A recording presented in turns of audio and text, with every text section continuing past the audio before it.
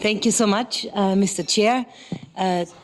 Distinguished panel, ladies and gentlemen, as Austrian, I am very happy to welcome all of you to Vienna, and it's a great honor that you are here. And also a great honor that you will be seeing our newly renovated parliament this evening when the president invites to a reception. The second committee in its focus is becoming more and more key. Obviously, we know peace and security are prerequisites for a thriving economy, innovation in science and technology, and a sustainable approach for the environment. And this is why it is so horrifying that in the 21st century, again, in Europe, we are confronted with war crimes, torture, executions, displacements, and also environmental war crimes. And I am convinced that OSCE and OSCE are not less but more needed in difficult times. And we have talked a lot about the death of Alexei Navalny.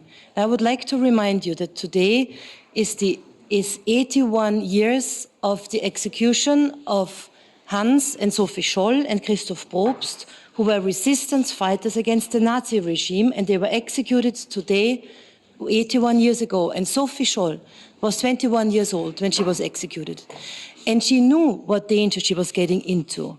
And in difficult times, sometimes life asks us to be heroes, and as members of parliament, we play crucial roles in changes in our societies. And for us, these examples are key in a very special way. And I think that all of us need to take courage by looking at the courage of such people, Navalny and many other heroes that we can learn from.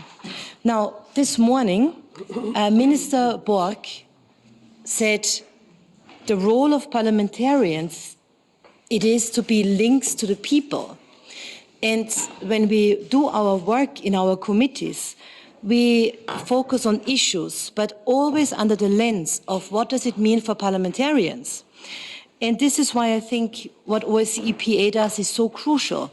We look for understanding the needs of the people, and we bring necessary changes to the institutional level.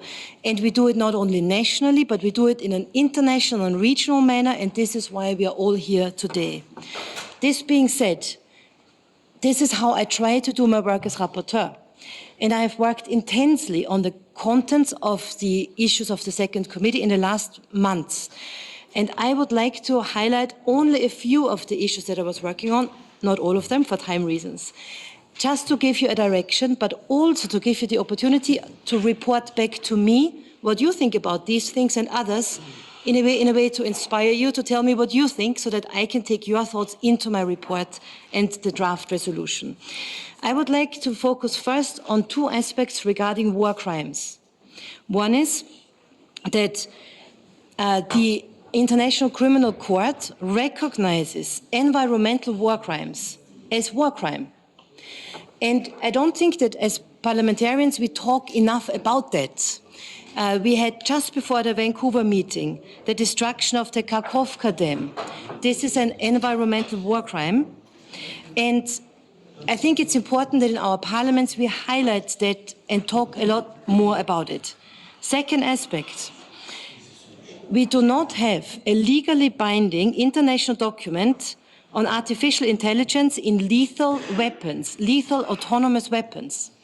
And you know, when I talked to our Vice Chair, Artur Gerasimov, he said to me, good that we talk about artificial intelligence in the second committee and the focus for the entire winter meeting. That's very important, because imagine what artificial intelligence can do to Ukraine. And he mentioned two aspects. He said one is the drones that fly around and automatically spot people and kill them. And the other thing is the danger of misinformation and deep fakes. And that is dangerous for everyone, and I think it'd be absolutely meaningful to discuss how to get to a legally binding convention.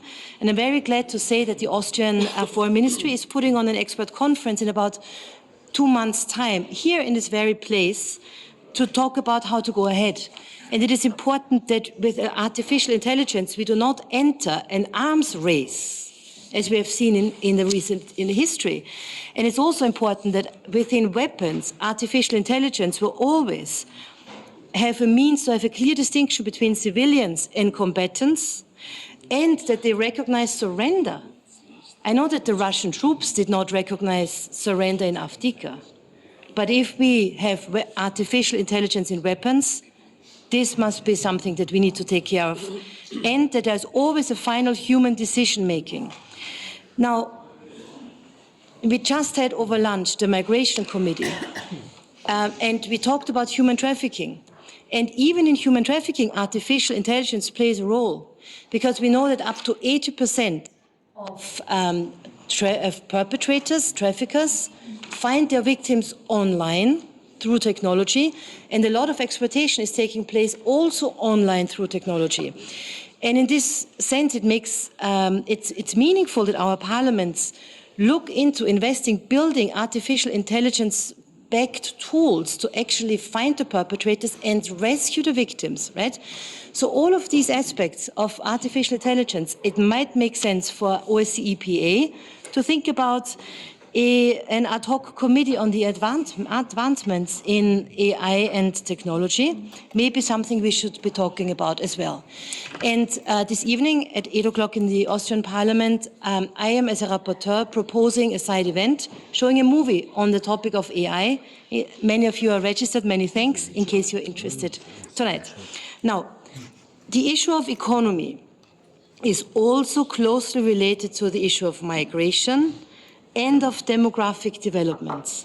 And our region is going through a heavy demographic change, and parliaments need to accompany transition in an orderly and scientifically attended manner.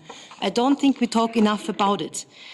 This ranges from policies that encourage families to have more children, I'm sorry to say it so bluntly, but also how to deal with the issue of longer life and making sure that there is quality of life in old age. And there's also the issue of the right to participation in society, goods and services without digital means, also at an older age. That's things that parliaments could take up to answer current and coming needs. Now, migration is a driving force of prosperity, but we have to guard ourselves against uncontrolled and illegal migration, which could have destabilizing effects. And I just want to draw your attention that in many European capitals, we had pro-Hamas manifestations after October 7. I warn against people drain and brain drain within the OSCE region, from east to west. And I also warn that we will not give in to the temptation of trying to keep the Ukrainian refugees in our countries on the long run in order not to prevent the rebuilding of Ukraine.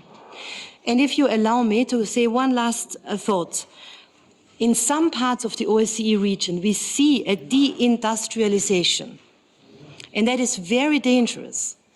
And we also see a growing dependency on large single players, such as China. That is also dangerous.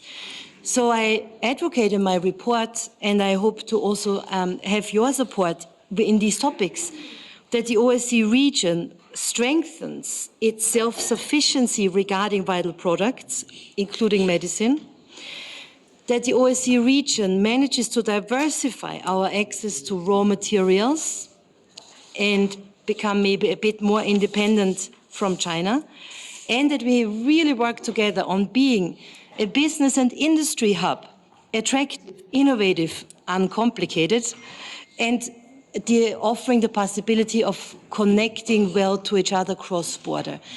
Being a hub, I think that this is absolutely key for the future of our countries and societies. Now, this was just a few things that I'm taking up in my reports that I'm preparing for the draft resolution. Today's session is dedicated to all of us listening to our experts, to all of us exchanging views. I will be paying careful attention to everything you say. I will be taking notes, and I have 2 assistants here today who do the same, so that we can incorporate your thoughts into our work. And please allow me to end by thanking our team for the second committee, which, as our chair has already said, is a team that works together so well on the basis of friendship, going deep into the topics. I would like to thank our chair, Isaac Guliev, and our vice chair, Artur Gerasimov, and our OSCE PA Secretariat staffers led by Marco Bonabello for the great cooperation, and I'm looking forward to our discussion. Thank you. Thank you very much. Thank you.